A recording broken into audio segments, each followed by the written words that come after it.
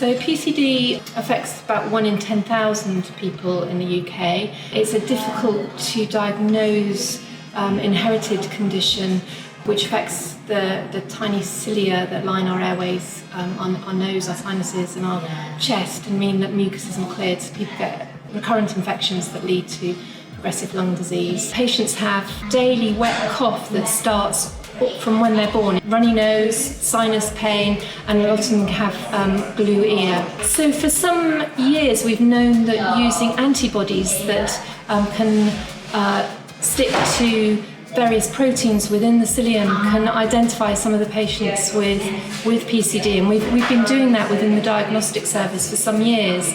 But what he's bringing to it is actually a large panel of those antibodies, so we can pick up defects that we hadn't previously picked up.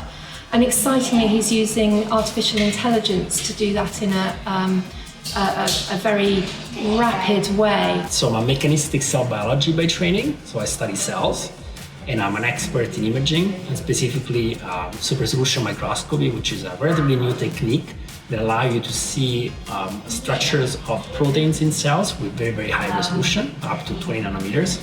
So the idea behind this work was to leverage the power of this technology to better diagnose PCD. There is one of these methods though that can be easily implemented in a kind of automated way.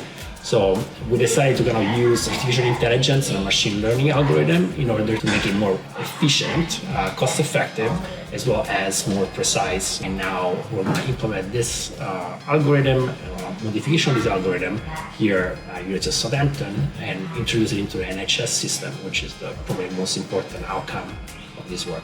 I had the idea basically several years ago now, so then it's been picked up by others, of course. They kind of took the work forward and they did a very good job. And right now I think the work is mature to kind of make it into a clinical translational work in which we can kind of really improve the diagnosis of patients in the clinical setting. While we use the most advanced technology to solve the problem in the work that we've done, now we're going to try to step back a little and try to do it with simpler methodologies, but they're kind of more widely applicable, so we can transfer this technology and this idea to as many centers as we can. The method he's using is picking up patients, those 20% of patients that previously would have probably been missed by our standard diagnostic tests.